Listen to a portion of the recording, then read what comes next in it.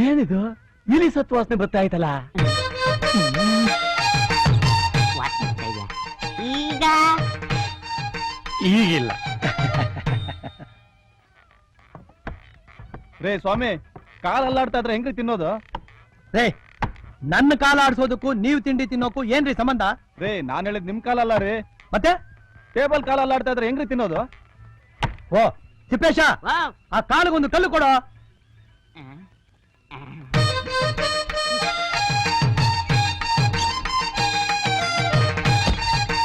Super ಕಲ್ಲು. ಇಟ್ಬಿಟ್ಟೆ. ಈಗ ಸರೋಯ್ತಾನಪ್ಪ. ಹಾ, ಇವಾಗ ಸರಿ ಹೋಯ್ತು.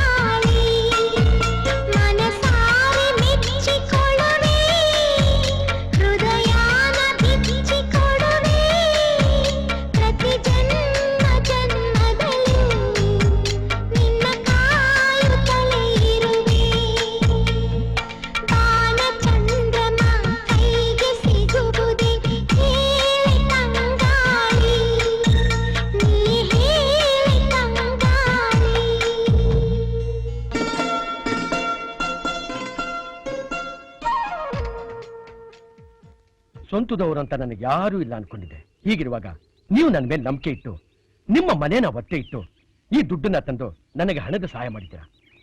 ಈ ಋಣಾನಿ ಹಾಕಿ ತೀರಿಸಬೇಕು ಅಂತ ನನಗೊಂದು ಗೊತ್ತಾಗ್ತಾ ಇಲ್ಲ. ಅದಕ್ಕೂ ಒಂದು ದಾರಿ ಇದೆ. ಅದೇನು ಹೇಳಿ?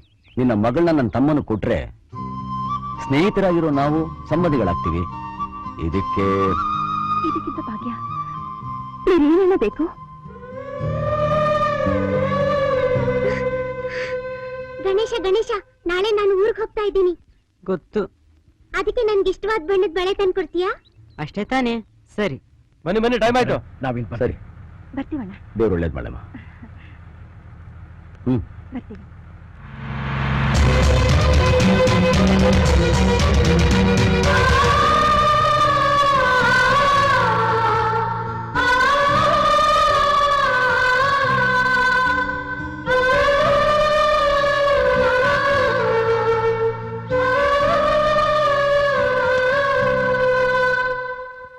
ಯಜಮಾನ್ರೆ, ಈರುಳ್ಳಿ ಮುಗ್ದಾಗಿದೆ, ಕಾಸು ಕೊಡ್ತೀರಾ?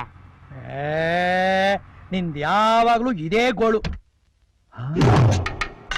ಯಾವುದೋ ದೊಡ್ಡ ಪಾರ್ಟಿ ಬರ್ತಾ ಇದೆ, ಹೊಸ ಹೋಟ್ಲೆ ಕಟ್ಬಿಡ್ಬೋದು.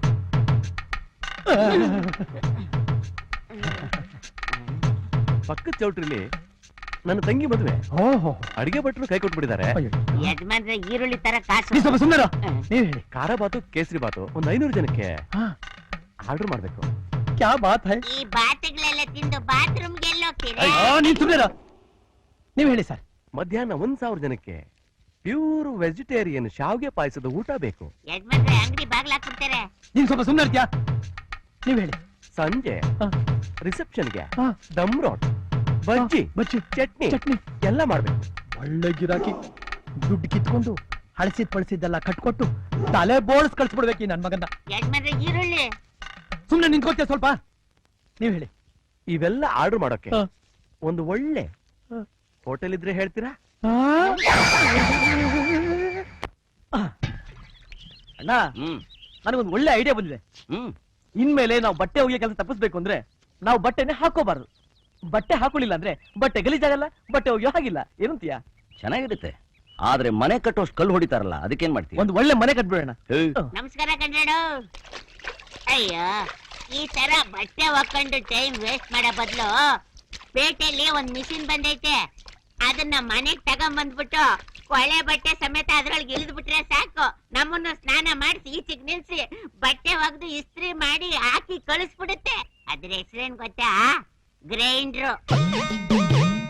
ಅದ್ ಸರಿ, ಈ ಹಿಟ್ರ ಬಗ್ಗೆ ಅಂತ ಒಂದು ಮಿಷಿನ್ ಬಂದಿದ್ಯಲ್ಲ, ಅದಕ್ಕೇನಂತಾರೆ ಸರ್? ಪೆದ್ದ ಪೆದ್ದ, ಅಷ್ಟು ಗೊತ್ತಾಗಲ್ವಾ? ಓದಿದೀನಿ ಅಂತ್ಯಾ? ಜನರೇಟ್ರು. Sir, post.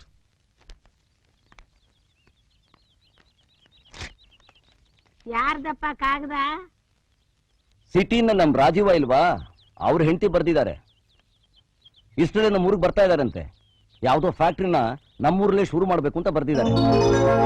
ನಮ್ಮ ಮಗಳು ಓದ್ ಮುಗೀತು, ಚಿಕ್ಕ ವಯಸ್ಸಿನಲ್ಲಿ ಇದ್ದಾಗ ನೋಡಿದ್ರಿ, ಈಗ ಹೇಗಿದ್ದಾಳೆ ನೋಡಿ ಅಂತ ಫೋಟೋ ಕಳಿಸಿದ್ದಾರೆ. ಹೌದು, ಇಷ್ಟು ದಿವಸ ಇಲ್ದೇ ಇದ್ದಿದ್ದು ಇವತ್ತೇನು? ಅರ್ಥ ಆಗ್ಲಿಲ್ವಾ? ಹ್ಮ್ ಮಗಳು ಓದ್ ಮುಗೀತು, ಇನ್ನು ಮುಂದೆ ನೀನ್ ಬಂದು ಸಂಬಂಧ ಕುದುರಿಸ್ಬೇಕು ಅಂತ ಅರ್ಥ. ಆಹಾ, ಹಾಗಾಮಮ್ಮ. ಸರಿ, ಒಂದ್ ಒಳ್ಳೆ ದಿವಸ ನೋಡಿ ಊರ್ಗ್ ಹೋಗೋರು ನೋಡ್ಕೊಂಡ್ ಬಂದ್ಬಿಡ್ತೀನಿ. ಹ್ಮ್ ಹ್ಮ್ ಹ್ಮ್ ಹ್ಮ್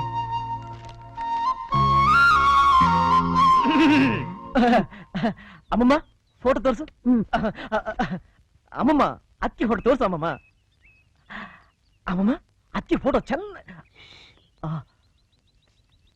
ಇದೇನಿದು ಹಲ್ಲು ಉಬ್ಬಾಗಿದೆ, ಉಬ್ಬಾಗಿದೆ. ತುರಿಯೋ ಮನೆ ಇದ್ದಾಗಿದೆ. ನಿಜ ಅಮ್ಮಮ್ಮ, ತುರಿಯೋ ಮಳೆನೆ. ಒಂಡ್ರಗಣ್ಣು. ವಾಂಡ್ರಗಣ್ಣೆ.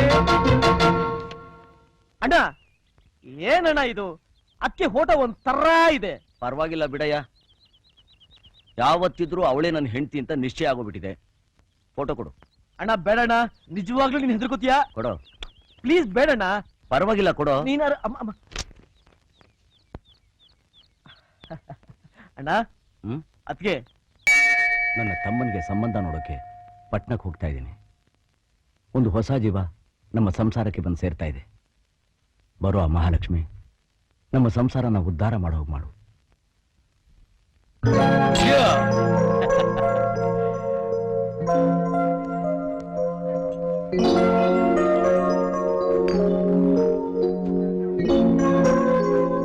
ಹುಟ್ಟೂರಲ್ಲೇ ಬ್ರಾಂಚ್ ಆಫೀಸ್ ಓಪನ್ ಮಾಡ್ತಿರೋ ನಿಮ್ಗೆ once again my hearty congratulations. Thank you.